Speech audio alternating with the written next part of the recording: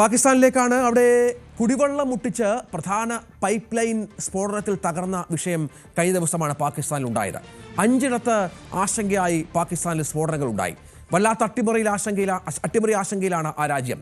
സാമ്പത്തിക വ്യാവസായിക തലസ്ഥാനം എന്ന വിശേഷണമുള്ള തുറമുഖ നഗരമായ കറാച്ചിയിൽ അടുത്തിടെ ഉണ്ടായ തീപിടുത്തങ്ങൾ അജ്ഞാതമായ കരങ്ങളുണ്ടെന്നാണ് പാകിസ്ഥാന്റെ സംശയം.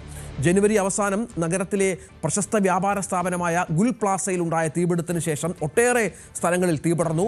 കഴിഞ്ഞ വെള്ളിയാഴ്ച നഗരത്തിലുണ്ടായ സംഭവങ്ങൾ തീപിടുത്തം ആസൂത്രിതമാണെന്ന സംശയം അധികൃതരുണ്ടാക്കുന്ന പശ്ചാത്തലമുണ്ടായി. പ്രത്യേകിച്ചും വിവിധ ഭാഗങ്ങളിലേക്ക് വെള്ളം എത്തിക്കുന്ന പമ്പിംഗ് സ്റ്റേഷനിലടക്കം സ്ഫോടനമുണ്ടാകുന്ന പശ്ചാത്തലമുണ്ടായി. ഇത് കാരണം കറാച്ചിയിൽ ലക്ഷക്കണക്കിന് ആളുകൾക്കുള്ള കുടിവെള്ളം വിതരണം തടസ്സപ്പെടും. നമുക്കറിയാം, ബലൂചിസ്ഥാനുമായി വലിയ സംഘർഷം, ആന്തരികമായ വലിയ സംഘർഷം പാകിസ്ഥാനിൽ നിലനിൽക്കുന്നുണ്ട്.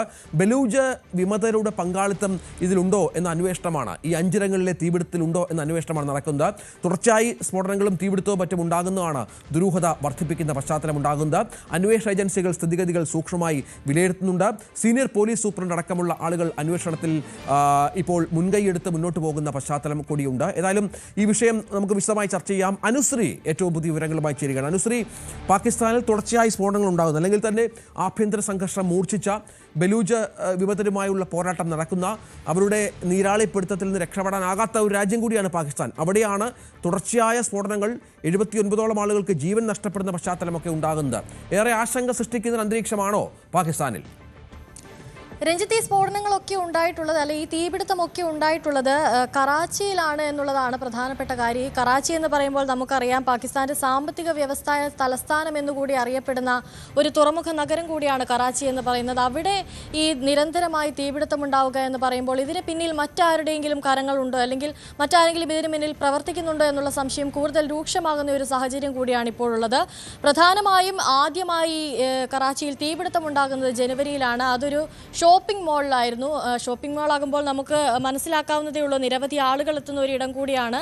അപ്പോൾ ഇത് കൂടുതൽ മനുഷ്യരെ കൊല്ലുന്നതിന് ലക്ഷ്യമിട്ട് നടത്തിയൊരു തീപിടുത്തമാണോ എന്ന തരത്തിലുള്ള സംശയങ്ങളൊക്കെ നിലനിൽക്കുന്നുണ്ട്. ഇപ്പോൾ രണ്ടാമതുണ്ടായ തീപിടുത്തത്തിൽ തന്നെ ആയിക്കോട്ടെ, കൂടുതലായി തീപിടുത്തം ഉണ്ടായ ഇടങ്ങൾ എന്ന് പറയുന്നത് നഗരത്തിലെ പ്രധാന പ്ലാസ്റ്റിക് നിർമ്മാണ ഫാക്ടറി, അതോടൊപ്പം തന്നെ പാക് വ്യോമസേനയുടെ മ്യൂസിയം, കോടതി സമുച്ചയം, സർക്കാർ ഓഫീസ് എന്നിവിടങ്ങളിലൊക്കെയാണ് തീപിടുത്തം ഉണ്ടായിട്ടുള്ളത്. അതൊക്കെ നിരീക്ഷിച്ചാൽ നമുക്ക് മനസ്സിലാകും. നഗരത്തിലെ പ്രധാന പ്ലാസ്റ്റിക് നിർമ്മാണ ഫാക്ടറി, അവിടേക്ക് തീപിടുത്തം ഉണ്ടാകുമ്പോൾ നമുക്കറിയാം, പ്ലാസ്റ്റിക് എന്ന് പറയുന്ന ഒരു സാധനം തീപിടുത്തം ഉണ്ടായിക്കഴിഞ്ഞാൽ അത്ര പെട്ടെന്നൊന്നും നമുക്ക് തീ കെടുത്താൻ പറ്റുന്ന ഒരു വസ്തുവല്ല പ്ലാസ്റ്റിക് എന്ന് പറയുന്നത്. അങ്ങനെ ഒരു സാഹചര്യം നിലനിൽക്കുമ്പോൾ പ്ലാസ്റ്റിക് നിർമ്മാണ ഫാക്ടറി പോലെ ഒരിടത്ത് തീപിടുത്തം ഉണ്ടാകുമ്പോൾ ആ തീ കെടുത്തുക എന്ന് പറയുന്നത് വളരെ ശ്രമകരമായ ഒരു കാര്യമാണ്. അതോടൊപ്പം തന്നെ ഈ തീപിടുത്തം, വെള്ളിയാഴ്ച ഉണ്ടായ തീപിടുത്തം, 5 തീപിടുത്തം ഉണ്ടാകുന്നതിന് തൊട്ട് മുമ്പ് തന്നെ നഗരത്തിലേക്ക് പ്രധാന ഇടങ്ങളിലേക്കൊക്കെ വെള്ളം എത്തിച്ചുകൊണ്ടിരുന്ന പമ്പിംഗ് സ്റ്റേഷൻ സ്ഫോടനത്തിൽ നശിപ്പിക്കുന്നു. അതിനുശേഷമാണ് ഈ 5ഇടങ്ങളിലും സ്ഫോടനമുണ്ടാകുന്നത്. ഇതിനൊക്കെ പിന്നിൽ ആരുടെയെങ്കിലും കരങ്ങളുണ്ടോ എന്നുള്ളൊരു സംശയം കൂടുതൽ ദൃഢമാക്കുന്ന കാര്യങ്ങളാണ് ഈ സംഭവിച്ചുകൊണ്ടിരിക്കുന്നതൊക്കെ. അതോടൊപ്പം തന്നെ പാക് വ്യോമസേനയുടെ മ്യൂസിയം, കോടതി സമുച്ചയം, സർക്കാർ ഓഫീസ് എന്നിവിടങ്ങളിലൊക്കെ നിരവധി ആളുകൾ എത്തുന്ന ഒരിടം കൂടിയാണ്. അവിടങ്ങളിലേക്കൊക്കെയാണ് പ്രധാനമായും ഈ തീപിടുത്തം ഉണ്ടായിരിക്കുന്നത്. ഇതിനൊക്കെ പിന്നിൽ ആരെങ്കിലും ഉണ്ടോ എന്നുള്ളതാണ് ഇപ്പോൾ പ്രധാനമായും നിലനിൽക്കുന്ന ഒരു സംശയം എന്ന് പറയുന്നത്. നിരന്തരമായ തീപിടുത്തം ഉണ്ടാകുന്നു, അതും പ്രധാനപ്പെട്ട ഒരു നഗരമായ കറാച്ചിയിൽ തന്നെ ഈ തീപിടുത്തം ഉണ്ടാകുന്നു.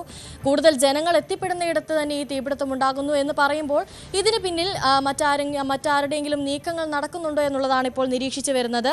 നിലവിൽ അന്വേഷണ ഏജൻസികൾ സ്ഥിതിഗതികൾ സൂക്ഷ്മമായി തന്നെ വിലയിരുത്തുന്നുണ്ട്. അതോടൊപ്പം തന്നെ അഗ്നിരക്ഷാസേനയും തീപിടുത്തത്തിന്റെ കാര്യങ്ങൾ അന്വേഷിക്കുന്നുണ്ട് എന്നുള്ള വിവരങ്ങളൊക്കെയാണ് നമുക്ക് ലഭിക്കുന്നത്. സീനിയർ പോലീസ് സൂപ്രണ്ടായ നസീർ ഷെയ്ഖ് കൂടുതൽ വിവരങ്ങൾ നൽകിയിട്ടുണ്ട്. കൂടുതൽ അന്വേഷണങ്ങൾ പുരോഗമിക്കുന്നു എന്ന് തന്നെയാണ് ഇപ്പോൾ വ്യക്തമാകുന്നത്.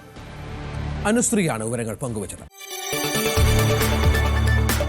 കൂടുതൽ വാർത്തകൾക്ക് news 18 Keralam YouTube channel subscribe ചെയ്യുക.